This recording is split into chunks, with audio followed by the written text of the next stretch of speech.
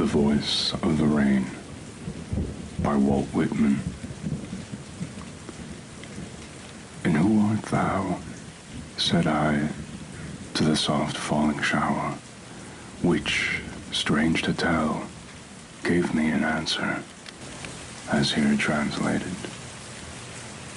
I am the poem of earth, said the voice of the rain. Eternal I rise, impalpable, out of the land and the bottomless sea, upward to heaven, whence, vaguely formed, altogether changed, and yet the same.